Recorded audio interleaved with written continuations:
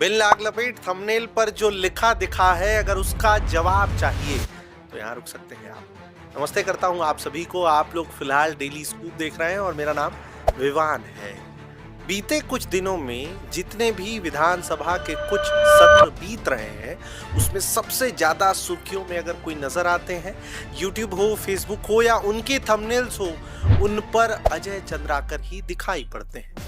Thumbnails में अगर कोई सबसे ज्यादा आता है तो वो इसलिए आने लग जाता है कि या तो वो कुछ बिल्कुल अलग कर रहा है या फिर वो कुछ ऐसा कर रहा है जिसकी कल्पना कभी किसी ने की ही ना हो भी कुछ ऐसा ही रहा है। विधानसभा सत्र में अपनी ही सरकार को जिस तल्ख अंदाज में घेरते हुए अजय दिखाई पड़ते हैं, ये कईयों के गले बात उतरती नहीं है। सिर्फ इतना ही नहीं, कई बार तो वो बरसते हुए दिखाई पड़ते हैं और हेडलाइन बनती है कि अजय भड़के।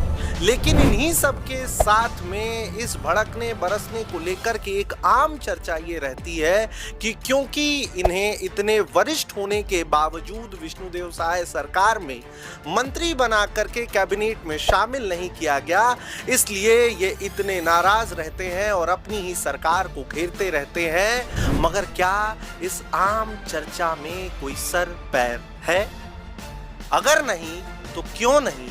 इसके पीछे के क्या कारण हो सकते हैं? इन सब पर एक डिटेल वीडियो आप लोग फिलहाल देखना शुरू कर चुके हैं। मगर इन्हीं सब के साथ में एक बात शुरू करने से पहले बता देता हूं कि अगर वक्त ना हो तो अभी तुरंत वीडियो को छोड़कर जा सकते हैं, क्योंकि वक्त है। मतलब आप किसी भी आम चर्चा से इतर कुछ पुख्ता जानना चाहते हैं और फिर उस पर ही डिस्कशंस चाहते हैं। और अगर बिन सर पैर के चर्चा करना या उसे सुनना ठीक लगता हो तो मुझे लगता है कि अब तक कईयों ने जो ऐसा करना चाहते होंगे उन्होंने वीडियो छोड़ दी होगी।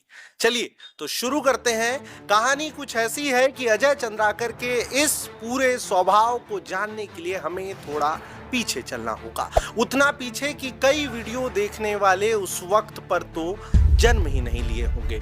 अजय चंद्राकर छत्तीसगढ़ के बीजेपी के कद्दावर नेता जाने जाते हैं। कुरुद से कई बार जीतकर वो विधायक बने और साथ ही साथ उन्होंने 80 की दशक में अपने राजनीति की शुरुआत की थी। पूरी तरह से कॉलेज पॉलिटिक्स में अपनी राजनीति की शुरुआत करते हुए वो 80 की ही दशक में कुछ वर्षों के बाद 7 दिनों के लिए जानकारी के अनुसार जेल भी जाते हैं। लगातार संगठन के लिए काम करते रहते हैं और उसके बाद 1998 में अविभाजित मध्य प्रदेश की एक सीट से अजय चंद्राकर को बीजेपी टिकट देती है और अजय जीत कर आते हैं। और फिर गजब की इनकी राजनीति के सफर की शुरुआत दिखाई पड़ने लग जाती है।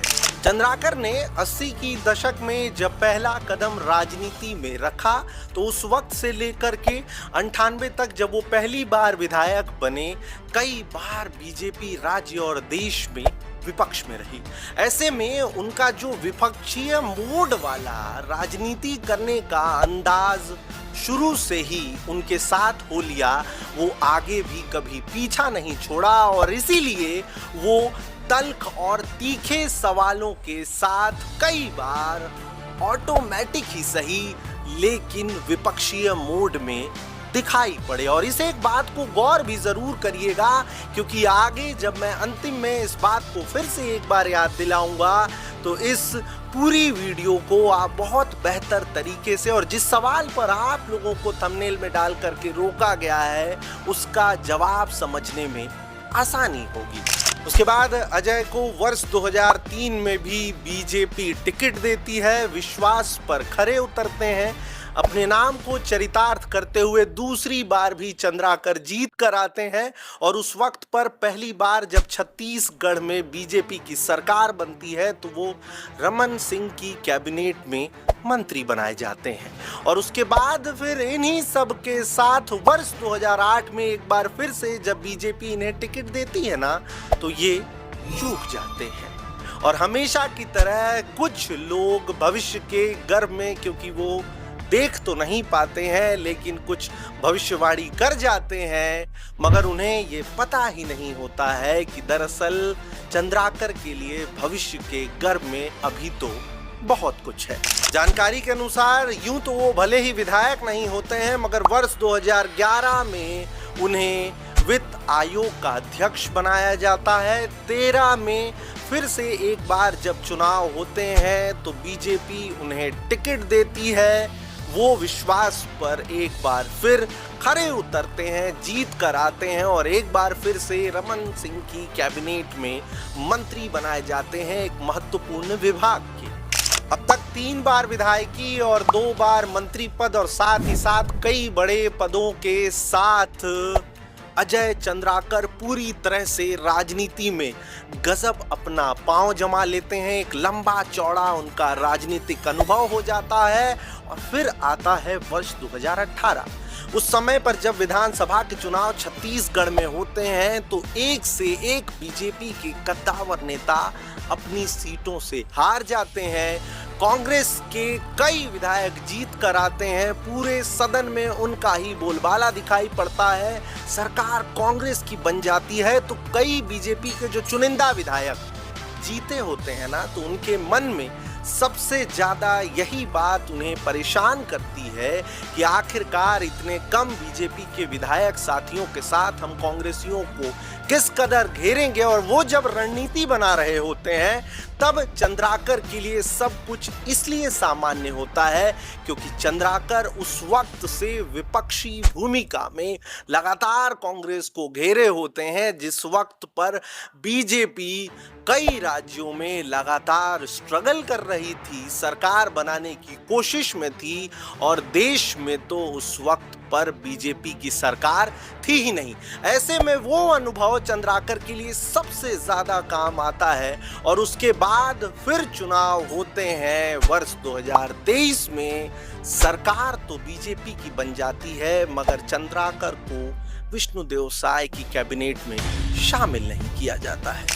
कैबिनेट में इनके शामिल नहीं किए जाने को लेकर के कई कयास लगाए गए। ये जब जब दिल्ली गए उस समय पर अटकलें तेज हो गईं। साफ साफ जब इनसे पूछा जाता है तो ये साफ ये कह दिया करते हैं कि मंत्री बनाना या नहीं बनाना मुख्यमंत्री का विशेषाधिकार है, मगर साथ ही साथ आम चर्चा यही रहती है जब भी इनके सदन में भड़कने की कोई वीडियो खूब वायरल होती है तो उस वक्त पर ये चर्चा कर ली जाती है कि क्योंकि ये इतने वरिष्ठ होकर के विष्णुदेव साय की कैबिनेट में नहीं है, इसलिए अपनी नाराजगी कुछ यूं उतार लिया करते हैं। मगर मैंने एक बात कह करके आप लोगों को गौर करने को कहा था कि क्योंकि ये उस वक्त से ही राजनीति कर रहे हैं जब से बीजेपी कई बार विपक्ष में रही है, या ये कह लें कि इन्होंने अपनी राजनीति की शुरुआत ही तब से की जब से बीजेपी विपक्ष में रही। तो ऐसे में अब भी जब भी वो सवाल करते हैं विधानसभा में खड़े होकर के तो ऑटोमेटिक उनका विपक्षीय मोड जो है वो ऑन हो जाता है और उनके सवाल पूछने का जो तरीका है वो पूरी तरह से तल्ख और तीखा दिखाई पड़ता है।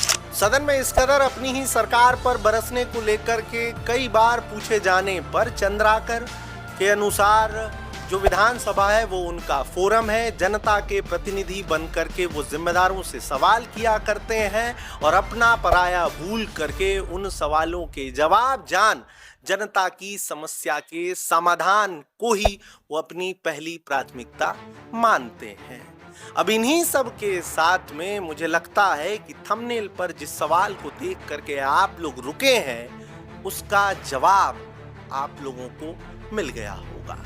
इस पूरी चर्चा को लेकर के आप लोग क्या सोचते हैं कमेंट पर बताइएगा। लगा कि ये वीडियो आप लोगों तक बिल्कुल अलग तरीके से बना करके पहुंचाई जानी चाहिए तो लेकर आ गए।